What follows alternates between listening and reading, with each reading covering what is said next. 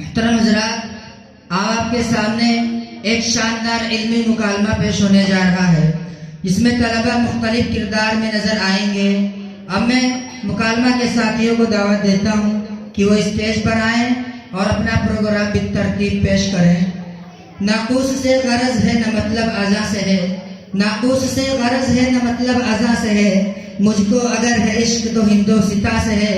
تہذیب ہند کا نہیں چشمہ اگر ازل، تہذیب ہند کا نہیں چشمہ اگر ازل، یہ موج رنگ رنگ پھر آئی کہاں سے ہے۔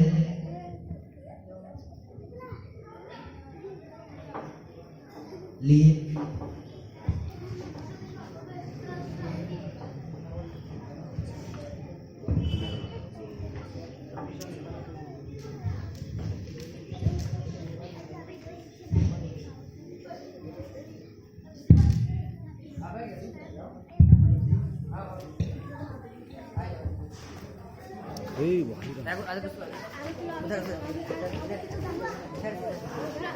دور ادھر سے کیمرہ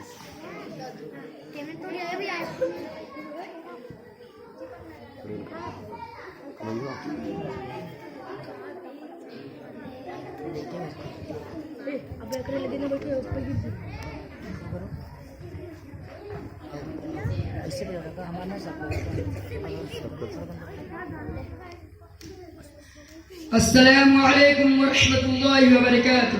وعلیکم السلام ورحمۃ اللہ وبرکاتہ۔ اور دوست خیریت ہے؟ آج کل کیا کر رہے ہو؟ اس کڑاکے کی ٹھنڈی میں کیا کریں گے؟ کہیں جانا آنا تو ہوتا نہیں، صرف دن بھر موبائل اور گیم کا مزہ لوٹتے رہتے ہیں۔ مجھے تو کرکٹ کا اس قدر شوق ہے کہ دل کرتا ہے رات دن کرکٹ کھیلتا رہوں، اور آپ دیکھ لیجئے میرے ہاتھ میں بلہ بھی ہے، مگر ٹھنڈی اتنی ہے کہ پورے دن صرف 10-11 میچ ہی کھیل پاتا ہوں۔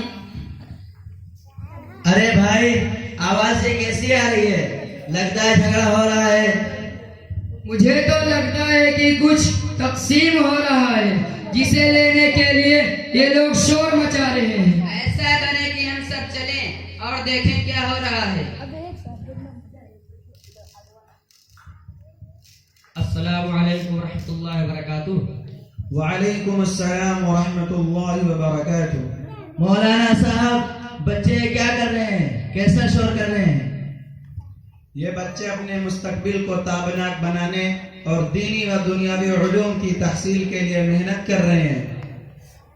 مولانا صاحب، ذرا تفصیل سے بتائیے کہ یہ کیسا پروگرام چل رہا ہے؟ یہ مدرسہ ہے، اس میں داخلہ لے کر بچے دینی و دنیاوی علوم اور اچھی تربیت حاصل کرتے ہیں، اور نہ صرف اپنی زندگی قرآن و سنت کی روشنی میں بسر کرتے ہیں بلکہ اپنے گھر اور خاندان اور قوم و ملت کی رہنمائی و رہبری بھی کرتے ہیں۔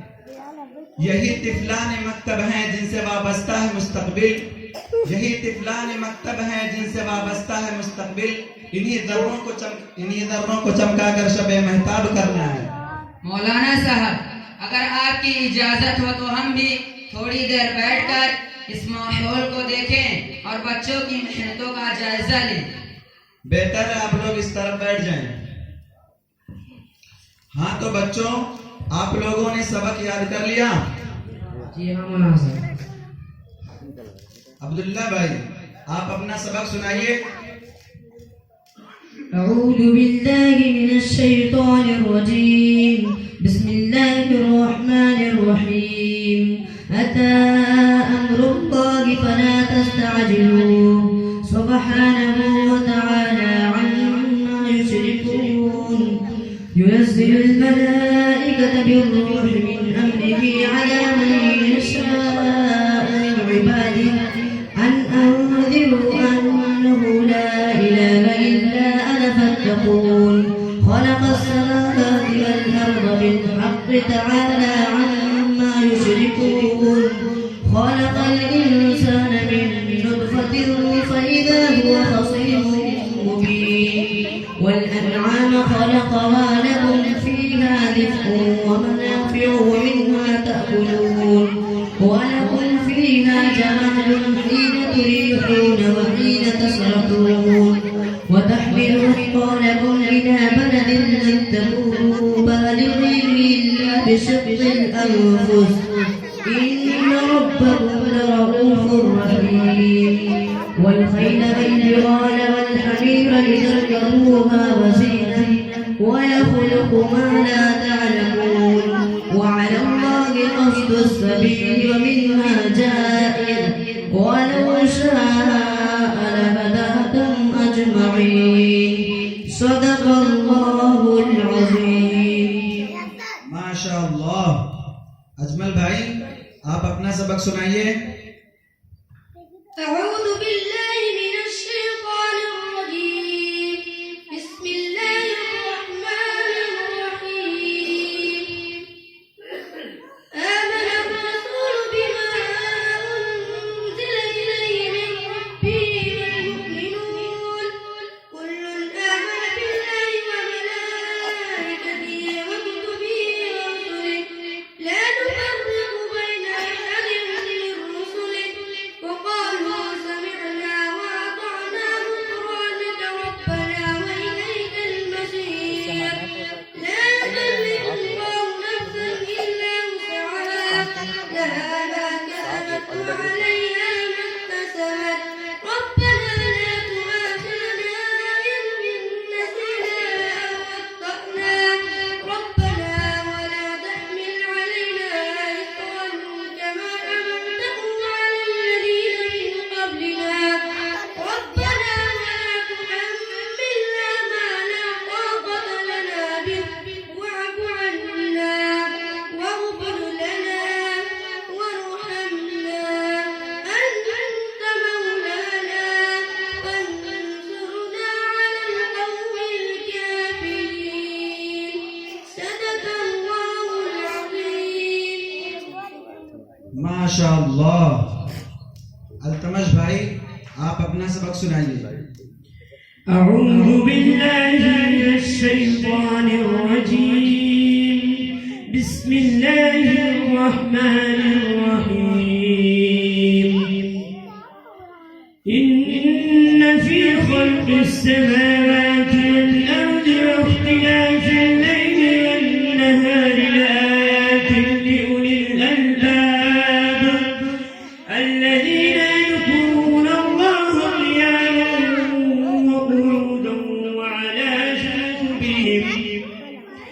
وعلى جنوبهم ويتفكرون في خلق السماوات والأرض ربنا ما خلقت هذا باطلا سبحانك فقنا عذاب النار ربنا إنك من تدخل النار فقد أخزيته وما للظالمين من أنصار ربنا إنا سمعنا مناديا ينادي للإيمان أن آمنوا بربكم فآمنا ربنا فاغفر لنا ذنوبنا وكفر عنا سيئاتنا وتوفنا مع الأبرار صدق الله العظيم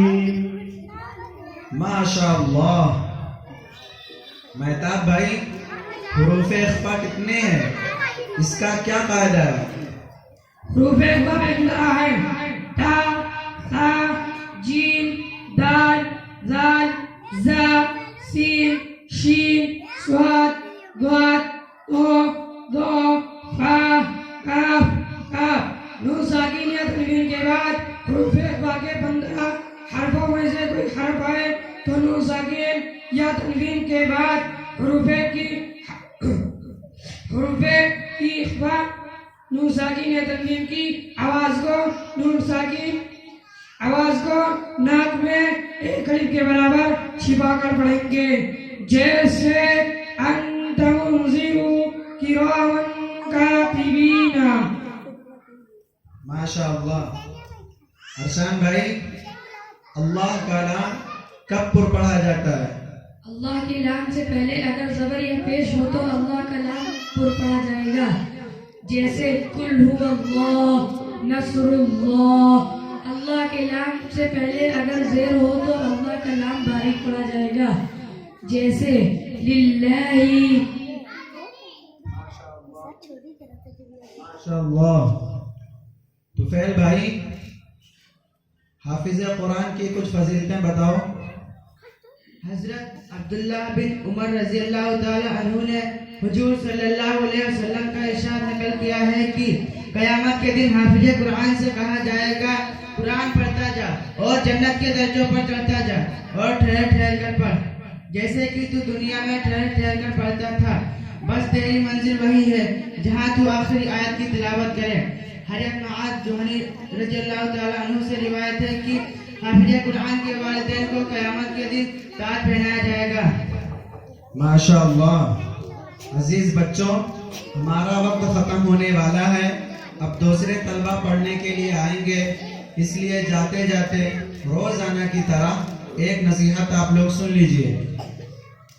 शेख सादी रहमतुल्लाह अलैह ने फरमाया, बराए हुसूल इल्म दो चीज माने अस्त, अव्वल हया अस्त, दोम तकब्बुर अस्त। यानी दो चीजें होंगी तो इल्म हासिल नहीं होगा। अव्वल हया, शर्म, हिचकिचाहट होगी तो इल्म का हुसूल मुश्किल होगा। दूसरी चीज तकब्बुर, घमंड, गुरूर, खुद पसंदी होगी तो इल्म की दौलत नहीं मिल सकेगी। इसलिए आप लोग आज़्म करें कि ये दोनों चीजें अपने अंदर नहीं आने देंगे इंशाअल्लाह।